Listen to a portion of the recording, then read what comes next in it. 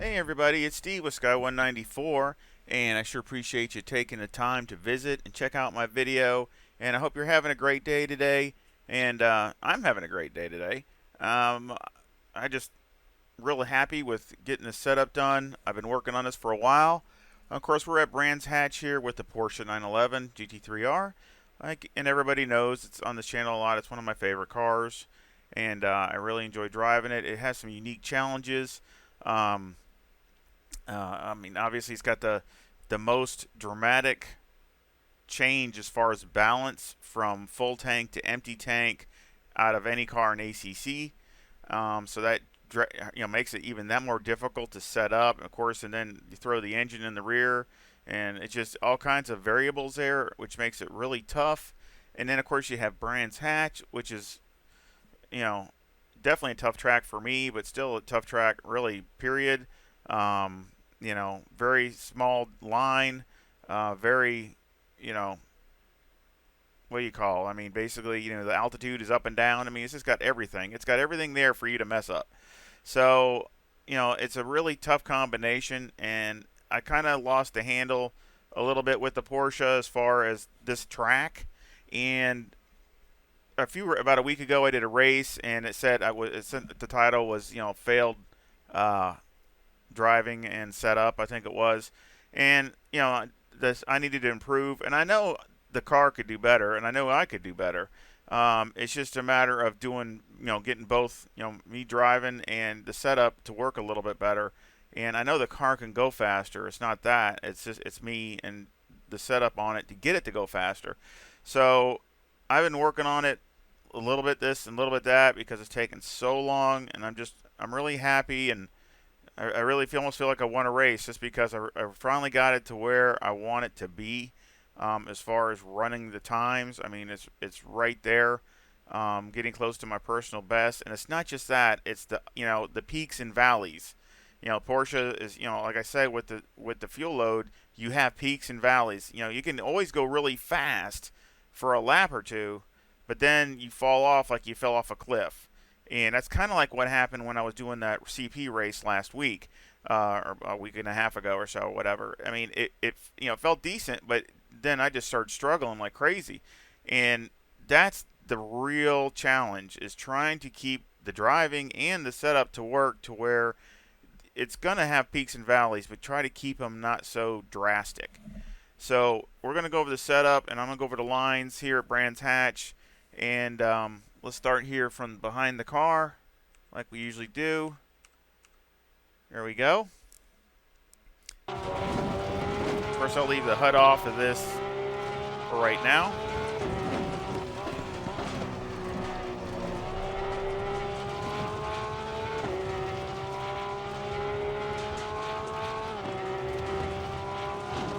Of course, coming up here to turn one, basically past this orange, there's an orange spot right here. Is basically right when I'm passing it, I'm on the brakes, between there and this orange here. I want to brake way before that, but just after this. So right in between here, and basically I'm out wide. And there's a couple different ways you can do this. I mean, you brake and then just get off, but later when the tires are worn, you want to hit the brakes and then just let it coast through. But what you can do is, if the car is understeering a little bit or something, or maybe you went a little too wide or whatever, you can just barely touch the brake. Don't hit it, just touch it, and basically get the car to rotate just a little bit more so you can go through this turn and not lose it and go off into the gravel. And then get back on the gas sooner and just drive through it. So I didn't need to do that here because it's only a few laps, the fifth lap. And of course here I use basically this orange here before the bridge here, and this orange spot right here, as I use it for my brakes.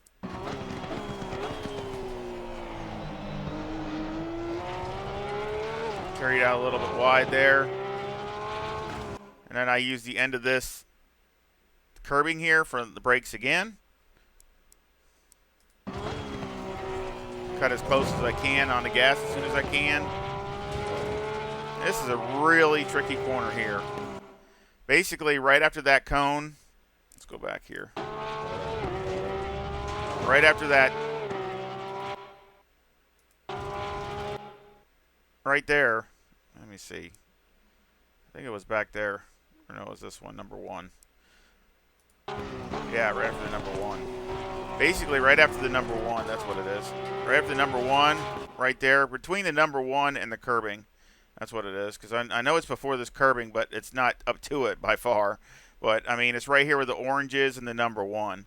So that's where, I mean, right when I'm passing it is when I'm on the brakes. But the main thing is to try to hold it, basically pull it in slowly. Don't try to jerk it. Don't try to turn it really fast. And if you get out here, you're going to be out in the garbage. So you're trying to just gradually pull it in. But this is kind of like your judgment here. This curb, you want to just go around it and just keep closing in on it until you're coming, right next to it, coming off. And then when you're getting on the gas and you're going out wide, you can run it out wide, and that way you use this whole road. And that way, if somebody is out here, they're not going to be able to pass you because there's no way they're going to be able to hold it. So it's kind of defensive, but it's also offensive too. So you close, and then you just pull it, straighten it out, and use that little curbing there on the side. And that way, you're on the gas as soon as you can. You need it with the Porsche since, the straight line speed. And then right here, number 1, I'm on the brakes here. And again, this is another real tricky corner to take fast and consistent. And it took me a while to get the car to be right through here without it, for a whole stint. But basically, you want to be on the brakes here. You want to go, you don't want to pull it in because you're going to end up running all over the grass and curb. You want to go, you hit the brakes, get off, and then gradually pull it through here and get right back on and run it out wide going through there. And you can carry a lot of speed through there, but don't panic because that's the things that a lot of people do, me including. You get here and you want to jerk it in really fast, and all you end up doing is running off and crashing or doing whatever. You want to go straight and then just pull it in gradual and let the car do it, do the work. Just like that, go right out to the outside. And then again, you're going to come to the number 1 again here, or there's orange, I think, right there. You want to get there. You're going to be on the brakes. And I try to get my left side tires on just the outside of this curb here. So you're going to be, the right side's going to go through this grass part, but the left side, I want either on the curbing here or just on the left side of the curbing here. At least that's the goal anyway. So it's right there. So, I mean, I'm a little bit, teeny bit more to that, but I mean, it's okay because I'm right on it. But I mean, even if you're a little over here, just a little farther, that's fine too. I mean, I did not have any out of bounds, so everything you see is legal. There's no out of bounds. I didn't have any out of bounds for the whole 30 minutes. Just run that out there. And then, of course, I want to stay wide here. Now, you see how the road curves. This road curves to the right here. So, and then, of course, you have this blind corner here, which is probably gotten about anybody that's raced here, me including multiple times. Matter of fact, I wrecked in that rain race. I think it was with a Ferrari. I hit that. I mean, you hit it. You cut it too close, and it'll bounce you out. Or if you go out wide, then you run out. So you can go. It's just a very thin line going through here. So basically, I use this orange marker right here, and try to really do a late apex, and you just got to hit it and turn. Downshift really fast and turn, and just do it, because if you hesitate, if you anything else, you're going to mess up. But you want to hit that so you're coming at a right angle so you don't run off wide coming off of that turn. So here, we'll slow it down a little bit. Stay on the brakes, downshift, and then I'm turning. Now, if you saw there, I could have been a little over more to the right. So again, that there's a little bit of space there. You can go a little bit more to the right, but that's, again, as long as you don't hit this up here, and I was still way, I've run it farther than that, so that's still fine. So a lot of it is in how, the car reacts. And then here, I'm on the brakes again here with the orange. A lot of times this will be knocked gone. So I use this orange spot here on the fence, and then basically just, again, hold it straight and then try to do a little bit of a late apex, and you can go on this inside curb and the outside curb both. But be careful, because many people, me including again, if you just go off that curb on the right when you're on the gas, it'll throw you into the wall. So you want to be really careful when you go on this other curb on the outside there. Get on that curb, and then that curb is fine. Again, you can get on this curb, but as you can see, it also gets a little skinnier. But if you get off in here, it'll shoot you off to the left.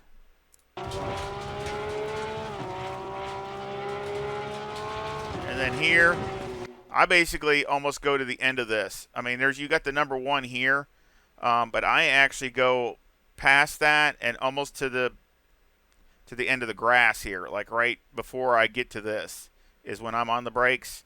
I'm wanting to go as far as I can to run the car wide so I can cut it in. To me, if you brake too early, you want to early apex it, and it just screws the whole thing up. So I'm trying to run it out a little bit wider so I can get on the gas earlier and go down the straightaway. And again, we'll take it slow. See, you can come across, and then I'm back on the gas for the rest. So let's back it up and get back in the car. And I'll turn the HUD on.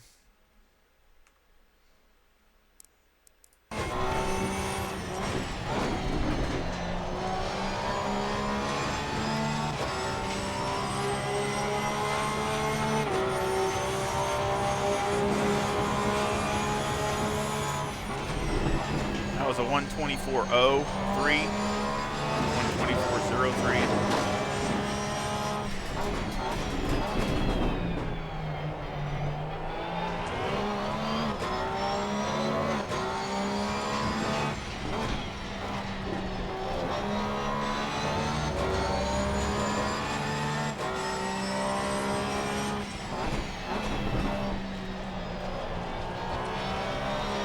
Definitely want to open it up there as quick as you can so you can get on the gas.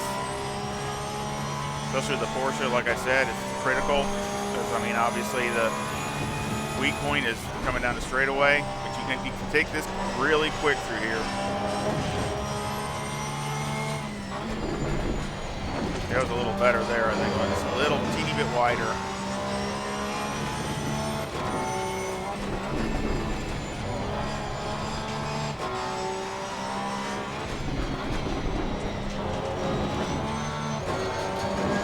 It's got 65 liters right now. Of course, I started with 80.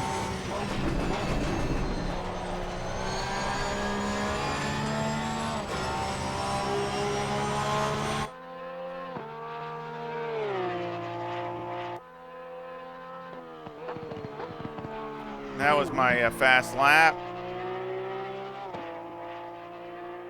So 123.84.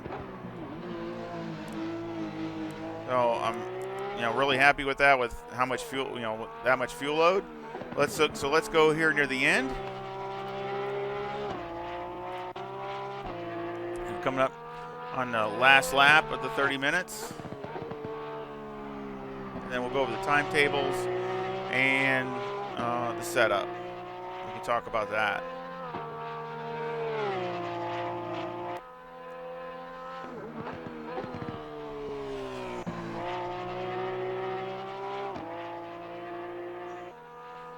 That lap was a 124.79.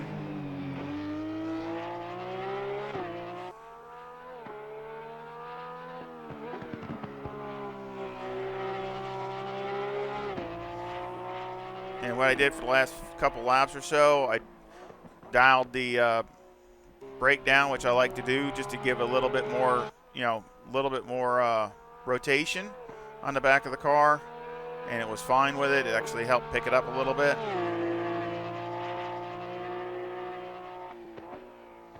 And I like that, so you can make adjustments on the fly as you're driving the race. It goes through there just perfect.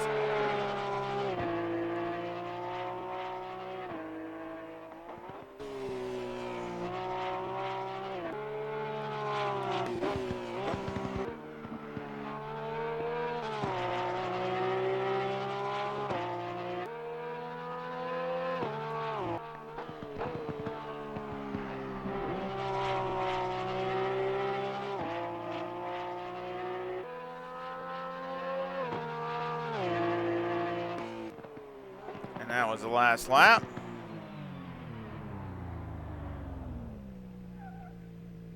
That was a 124.63. So again, dialing that brake bias a little bit more to the rear helps just keep the times there, and helps keeps the car rotating a little bit better as that fuel load's coming off. So let's go over the timetables.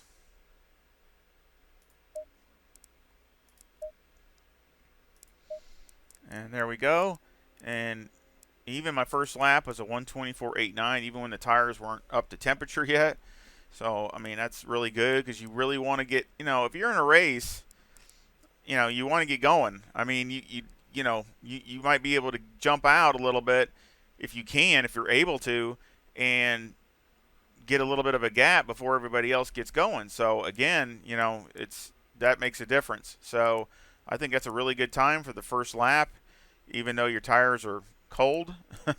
So they're all 24s. I mean, you got look at that 24.12, 24.13, 24.03, then the 23.84, then a 24.39, 20.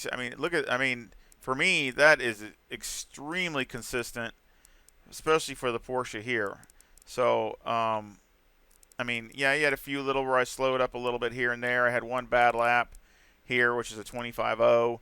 So, and that's when I think it was starting to understeer a little bit more.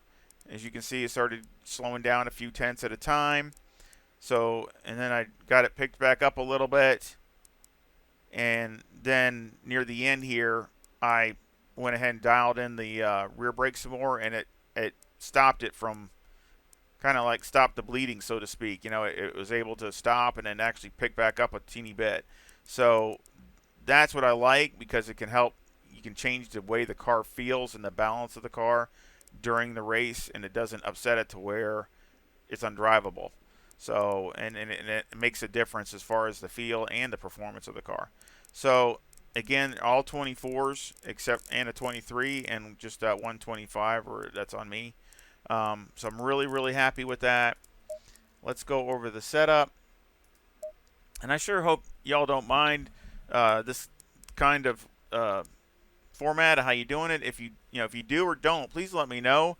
So if you do like it or don't like it, I would appreciate any of the feedback or comments, because it really helps me on what to do or not to do here, making a video, or the format I do it with. So I really would appreciate it. And the setup, we got tires are 25.6 on the left side, 27.1 on the right front, and 26.8 on the right rear. Now let me just take again. I'm gonna go over this to hopefully communicate the best that I can. The tires starting out, you need to be up near 28. Okay, I mean, you don't have to be at 28, but you want to be near 28. And the reason I say that is because if you start off hot, now these are all hot temperatures, of course I'm saying. If you start out at 27.5, let's just say that's what your goal is when the tires are hot. Well, what's going to happen at Brands Hatch is you're running over all that stuff, okay? You're running over the little curbs, and you're running through the grass, and you're doing all this stuff. It's going to lose air.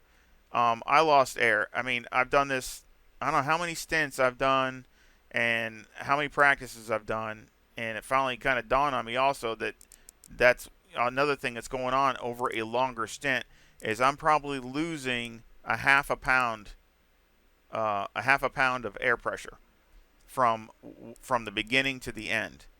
So if you get them to where you want them at 27.5, by the time you get to the end, it's going to be 27 or below, and you're definitely going to feel a fall off.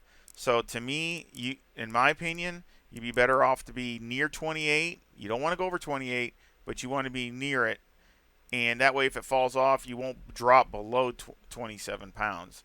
And so that's just me.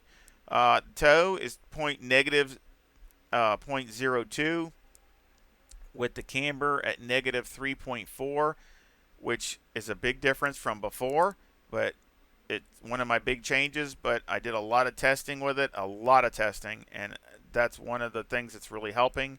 The caster is at 10, and the rear of the toe is 0.1, with the camber at negative 2.9. So again, I've really done a lot of miles and a lot of testing to see as far as the wear, and we'll look at the wear here in a second. Um, electronics are 3, 6, and 3. And of course, I had 80 liters with the number one brakes. Now, this isn't as bad as what it was before. This is moderate, which I've had flat spotting and significant or severe significant in the race. So this isn't as bad, especially, and not running as fast either. So, and you look at the wear. The wear on the front to the rear on this left side is extremely close. And for the Porsche, that's very, very good because, again, like I talked about earlier about the weight difference, how it's changing. I mean, I'm really happy to see that this and this is extremely close. Even this and this is not too far. I mean, you got a little bit of a difference, but it's not extreme. So, again, I'm really happy with that. So, again, even the wear is really good. Mechanical, we have 3 on the anti-roll bar, 54 on the brake bias. Another thing, steering ratio. It's usually a given. I just turn it all the way down. It's important here that you really have a gradual reaction. And since the Porsche is so fast reacting, I wanted to slow it down. So that's why it's at 13. Again, that's your preference. You can even have 14, whatever. But I mean, really, I want 13 is pretty comfortable for me because you don't want it, like I talked about in a couple areas. You don't want to turn the wheel and it go drastically change its direction really fast. That's where you'll lose it, or you lose time, or just lose something. So you want to have a gradual. So that's why I did that, to slow the car down. Obviously, with a Porsche, you need to slow it down, not speed it up as far as it reacting. The springs in the front are 141,500. And also, if you want a little bit softer, you can drop it 1 click here in the front. Because I did another stint with it 1 click in the front, and it costs you about 2/10. If you drop it down 1, it'll cost you probably about 2/10, maybe at the most, maybe a little less, but about 2/10 on a fast lap. But wear wise, it's still really good, and maybe even a teeny bit better. So if that's what you want, or you want to try it, or maybe you have an hour long where you're going to run the car an hour long, and maybe, I don't know if this, if you rather have a little bit better wear, then maybe you want to go down 1 click on this front spring. But either way, it works good. 800 on the bump stop rate, 5 on the bump stop range, and then the springs on the rear are 187,000 with a 600 bump stop rate and a 30 bump stop range. Any roll bar is 3 on the rear with the preload on the diff at 50. And again, these two here I have done a ton of messing around with. So that is definitely optimized. Shocks on the front are 6, 4, 10, and 9. And on the rear, they're 7, 5, 10, and 9. And I'm sure there could be a little bit more here, so fine tuning, but again, it's not more than maybe a click or two. So there's probably some more fine tuning here in the shocks that can be done. But I did do a lot of messing with that too. Aero at 56 in the front, 77 in the rear with a 4 splitter in the front and a 10 rear wing and a 4 and a 3 and a brake ducts. And the front aero variation is a 1.3 to the positive. And that is the setup. And I think it's a setup that hopefully you will like if you try it. I know maybe that's not for everybody, but I really think that it will work, and just takes the practice. Just like, a lot of times with any of the cars, I mean, it's basically the person behind the wheel. And I mean, obviously the car has to have a certain setup to where you agree with it. But I mean, the car is capable. It's just a matter of getting it to where it works the way you like it to work. So hopefully it works for you. And I sure hope you give me a thumbs up. And you subscribe if you haven't subscribed already. I really would appreciate the support for the channel. And again, any comments are always welcome. And I sure hope y'all come back and visit again. Y'all take care. See ya.